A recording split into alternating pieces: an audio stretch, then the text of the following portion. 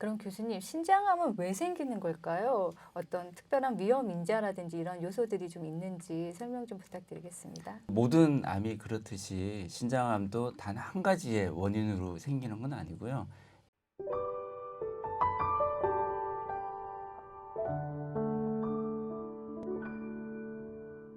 안녕하세요. 채널 한국신장암 한의의 백진영입니다.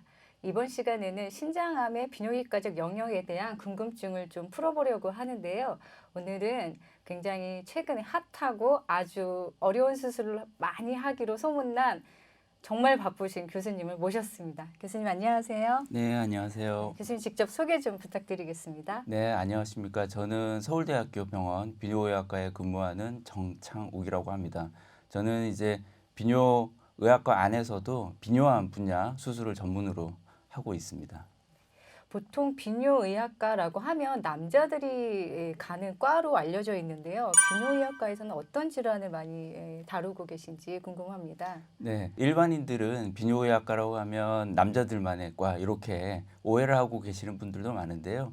실제로 제 환자분들 중에 한 30% 정도는 여성 환자분들이고요. 비뇨의학과에서 주로 다루는 분야는 요로계와 남성 생식기를 다루고 있습니다. 그래서 요로계라고 하면 소변이 만들어져서 배출되는 그 기관을 요로계라고 하고요.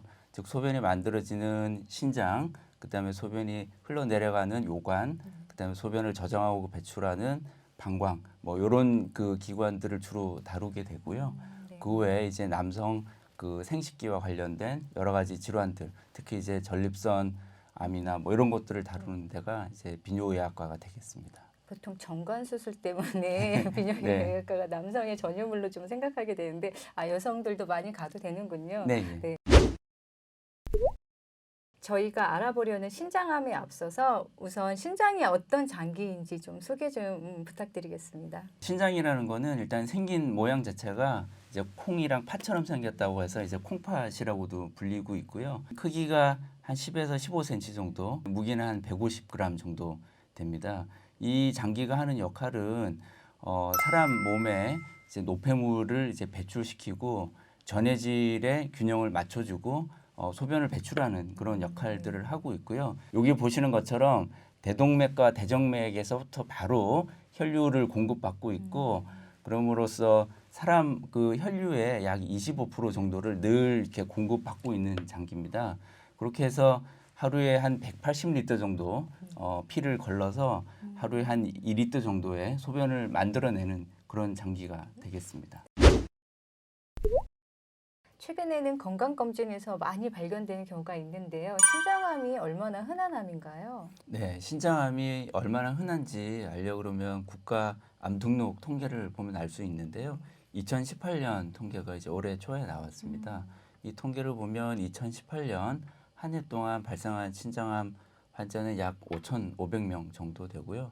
그래서 전체 암 환자 발생률의 2.2%를 차지했습니다. 그래서 그 남녀 합쳐서 10위권 암이 되겠습니다. 예전엔 굉장히 낯선 암이었는데 이제 10위권 안으로 들어왔습니다.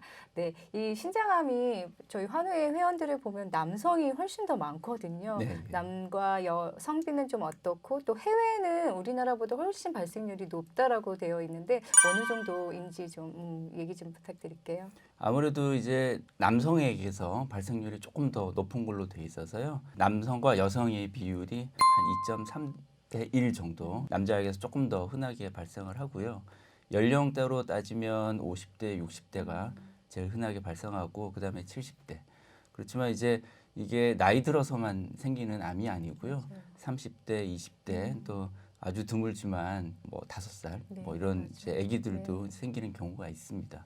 그리고 이제 신장암은 우리나라에서도 이제 그 꾸준히 증가하는 암이고요. 미국 통계를 보면 남자에서는 한 6위 정도, 여자에게서는 한 8위 정도를 차지하고 있는 암입니다. 그럼 교수님, 신장암은 왜 생기는 걸까요? 어떤 특별한 위험 인자라든지 이런 요소들이 좀 있는지 설명 좀 부탁드리겠습니다. 모든 암이 그렇듯이 신장암도 단 한 가지의 원인으로 생기는 건 아니고요.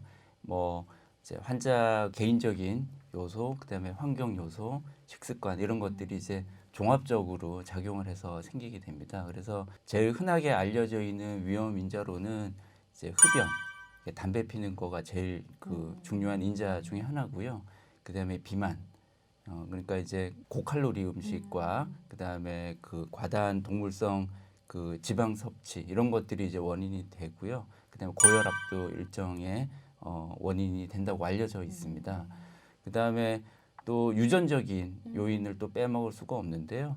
이제 특정 유전자의 변이에 의해서 생기는 경우들이 있고 보통 이제 가족성 경향을 띱니다. 그래서 제일 흔하게는 이제 포니펠, 린다우 증후군 같은 것들이 이제 대표적인 유전적인 원인이라고 볼 수 있고요. 또 장기간에 투석을 한다든지 그렇게 하는 경우 이제 흔하게 또 신장암이 생길 수가 있고 그다음에 다낭성 그 콩팥에 물혹이 많이 생기는 후천적으로 그런 경우에 또 많이 생깁니다. 그래서 그런 분들은 일반인에 비해서 신장암 발생률이 한 30배에서 한 100배 정도 더 많은 걸로 알려져 있기 때문에 주기적인 이제 체크가 꼭 필요한 상태입니다. 사실 암을 진단받은 분들 중에서 증상을 느낀 분들이 그렇게 많지 않았거든요.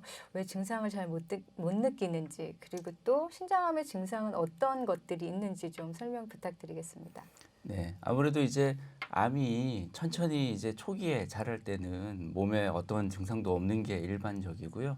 보통 증상을 나타낼 정도 되려 그러면 사이즈가 굉장히 커지고 진행된 경우, 또 전이가 있는 경우 이런 경우에 이제 주로 증상들이 나타납니다.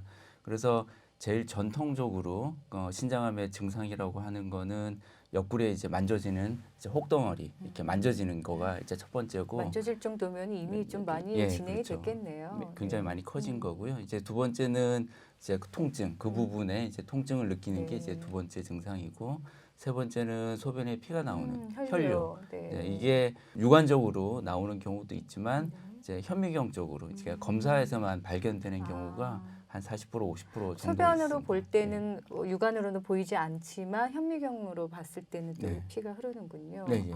그런 이제 세 가지 증상이 제일 대표적인 신장암의 증상이고요. 이런 이제 콩팥 그 신장암이 굉장히 많이 커졌을 때는 신장암에서 내뿜는 여러 가지 이제 물질들이 있습니다. 사이토카인이라는 그런 물질들 때문에 뭐 이렇게 몸에 그 이상 징후들이 생기는 경우들이 있거든요. 그래서 뭐 간 기능이 실제로 간은 이상은 없는데 간 수치가 이상하게 나온다든지 알부민이나 아니면 뭐 이런 수치가 이상하게 나오든지 이런 경우들이 흔했고요. 그래서 아주 옛날 이제 50년대, 60년대 이때만 해도 신장암은 내과 의사의 질환, 내과 의사의 종양이라고 불렸습니다. 그래서 내과에서 이것저것 이상해서 검사를 하다 보면 발견되는 경우가 많았는데요.